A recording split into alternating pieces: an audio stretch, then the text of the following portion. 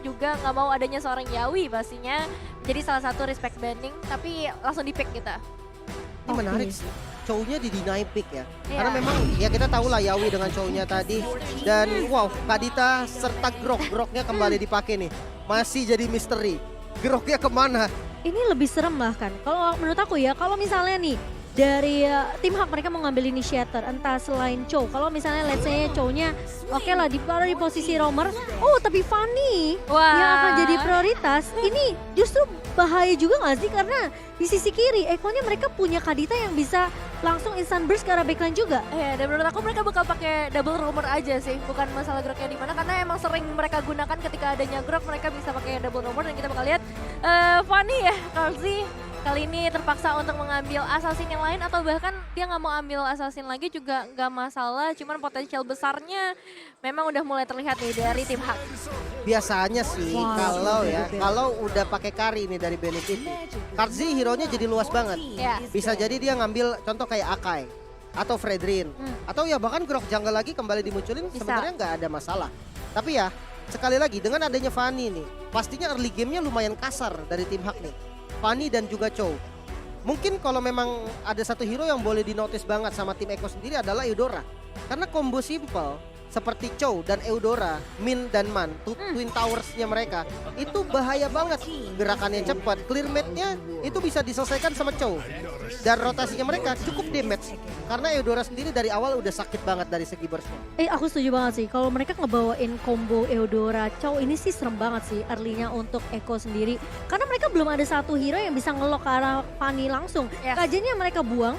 Jadi potensinya mereka harus dapetin satu initiator yang bisa langsung instant lock ke arah seorang Fanny di sini. Apakah Atlas bakal coba di-pick oleh tim Eko sendiri? Atau mungkin mereka bisa bawa hero-hero yang mungkin bisa ngasih slow effect juga.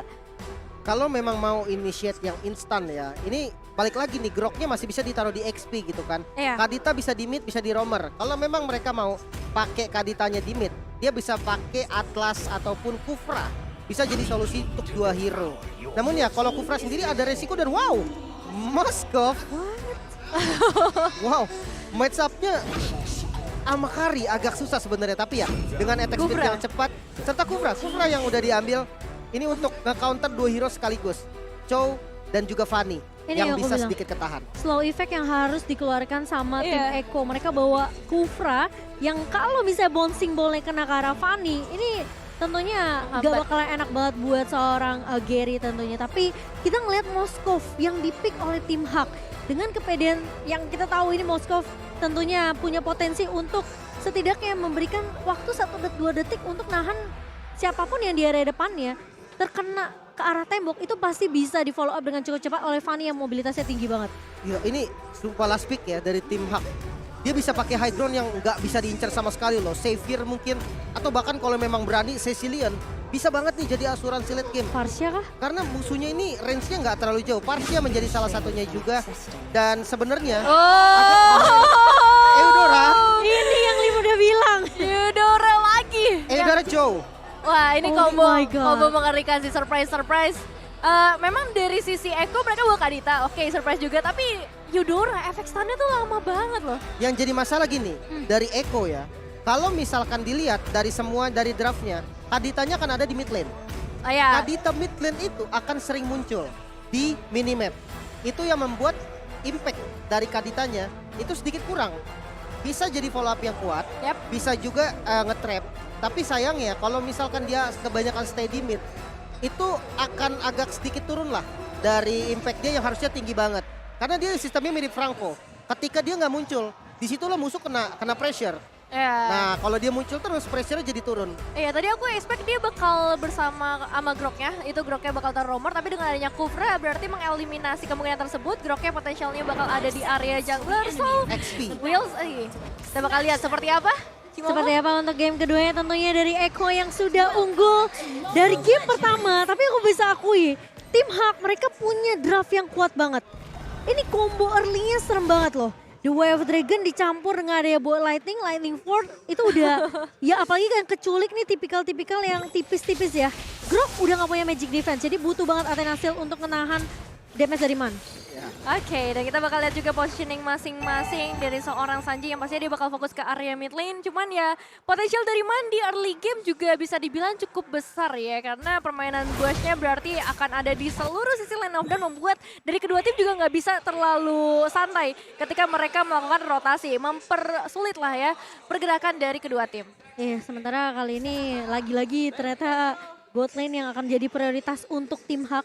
Udah mulai lihat-lihat terlebih dahulu potensi dari pemain-pemain tim Eko, tapi kali ini dengan adanya lagi-lagi tuh nyebelin banget tuh tombak ya, benar-benar ngeselin banget dari seorang Panda. Benar-benar disuruh mundur ya kali ini para pemain dari Eko yang mencoba untuk melakukan inisiasi atau sedikit fight tadinya. Dan Carl Z, Fredrin sebagai seorang jungler juga punya potensial yang besar dimana dari segi pasifnya sendiri juga menguntungkan ketika dia pengen mengamankan buff-buff ataupun jungle yang ada. Dan ini bakal menjadi bahaya ketika dia udah mulai bersiap-siap di bagian bottom lane. Ya, sementara kali ini dengan adanya Eudora di area mid ya.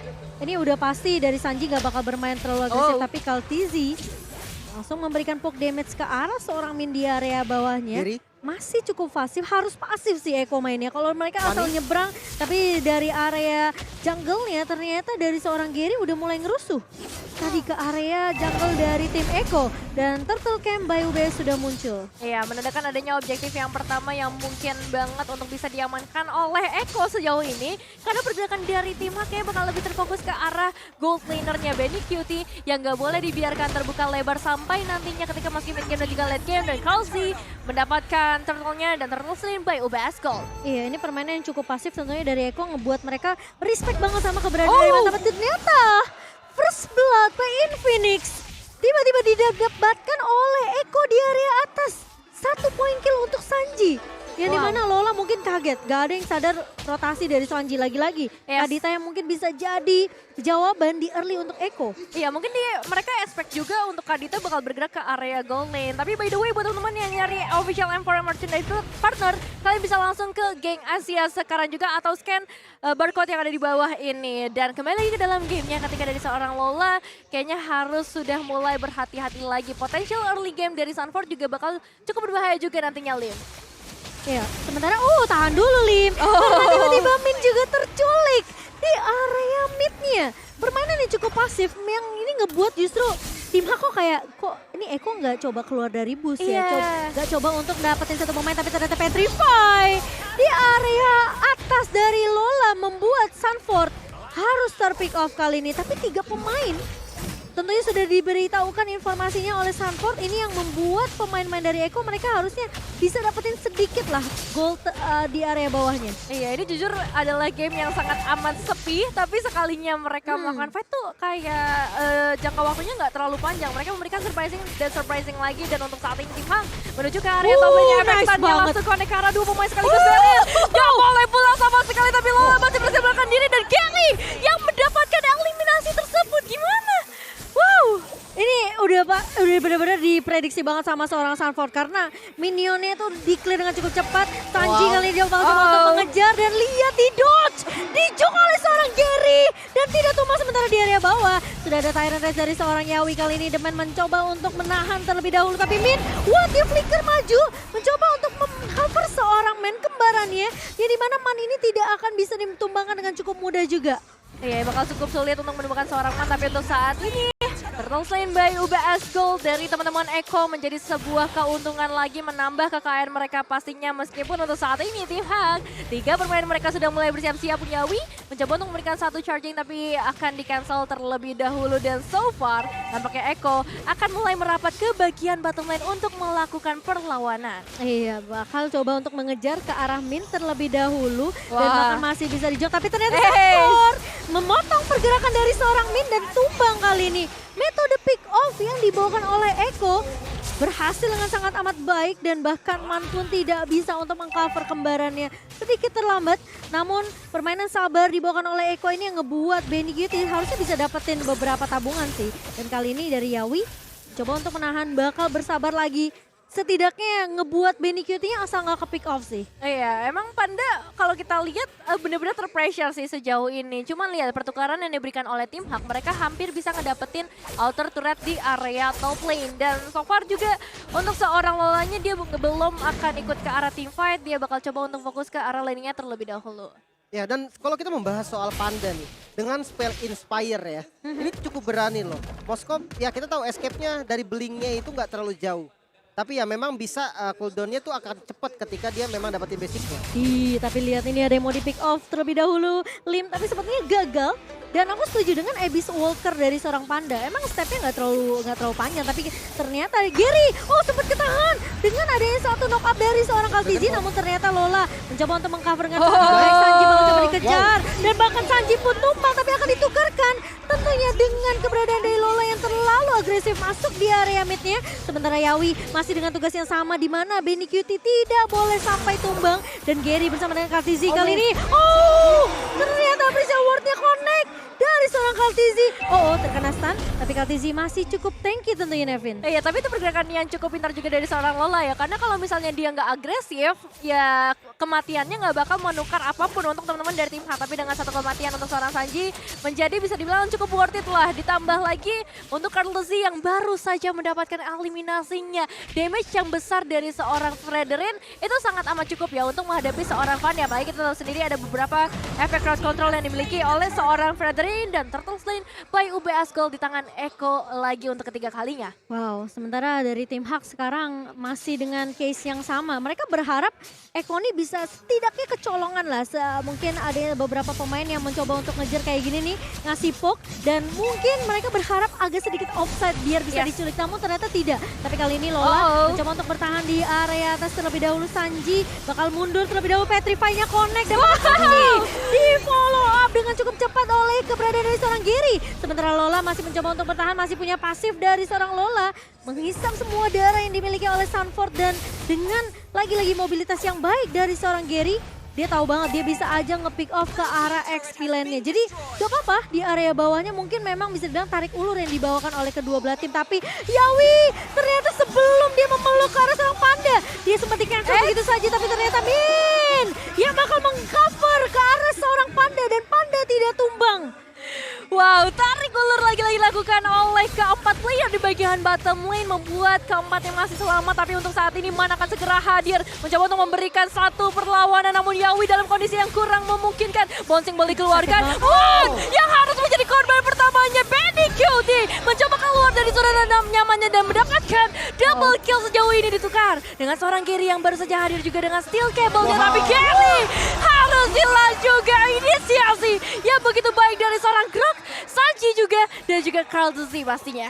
Itu sih zoningnya lumayan bikin kesel sih kalau aku jadi Gary ya. Wah. Udah berharap dia dapetin beberapa poin kill tadi di area bawah. Double kill. Dan bahkan dia numbangin Benny QT untuk pertama kalinya. Tapi ternyata zoningannya bener-bener bagus banget Lim dari Eko. Benar, karena ya kalau kita ngelihat gimana caranya Kadita mid lane ini main dengan bagus ya pastinya jadi follow up. Dia nggak bisa yang ninggalin laning lama-lama. Jadi ketika Groknya masuk, Wild Charge dengan flicker yang bagus banget tadi dari Sanford. Dia ready, follow up-nya cukup dan dapetin kill.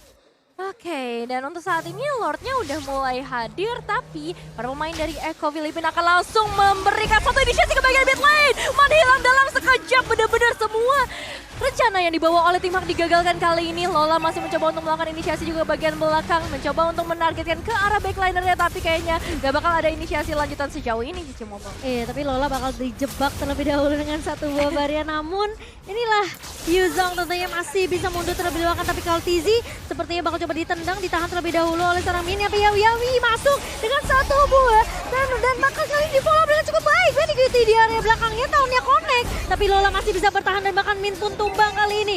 Sementara pemain-pemain dari Eko masih mau lebih, barrier yang baik dari seorang Sanford membuat Benny QT masih bisa dapetin poin tambahan dan bahkan dari Lola kali ini bakal coba dikejar. Yawi masih mau lebih dan Lola dan Man pun hilang. Maniac diamankan oleh Benny QT. What a play dari Eko Filipin. What a play! Wipeout juga berhasil mereka amankan kali ini di menit yang ke-10, membuka lebar kesempatan mereka untuk mendapatkan kemenangan kemenangan yang kedua. Karena outer mid turret juga udah berhasil mereka tumbangkan. Gak langsung menuju ke arah Lord. Eko memutuskan untuk bermain dengan lebih sabar kali ini. Lebih disiplin lagi, Lim. Ya, dan sebenarnya mungkin harus lebih aware ya sama keberadaan dari Yawi.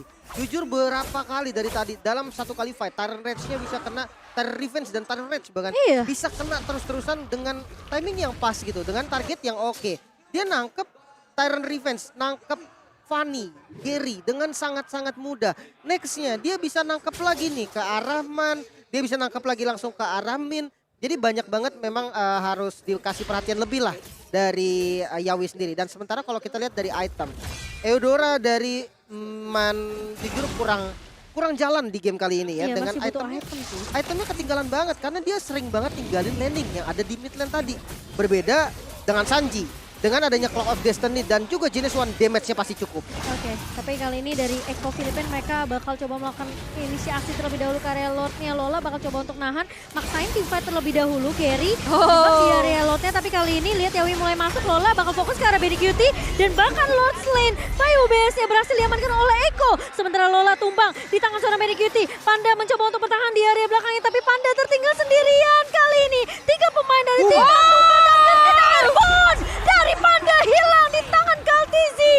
Dan lihat 4 pemain dari tim Hak hilang begitu saja di tim fight yang mereka buka terlebih dahulu. Semakin dekat lagi Eko Philippines menuju kemenangan kali ini. Satu movement kecil yang dibuka oleh seorang Sanji dapat mengubah seluruh nasib dari Eko Philippines. Dan Lordnya udah mulai hadir di area mid lane, tapi nampaknya akan ditahan terlebih dahulu. Mengingat dari Sunford harus melakukan recall untuk saat ini mengembalikan semua energinya. Karena dari tim Hak juga udah mulai siap melakukan defensif dengan 3 pemain mereka.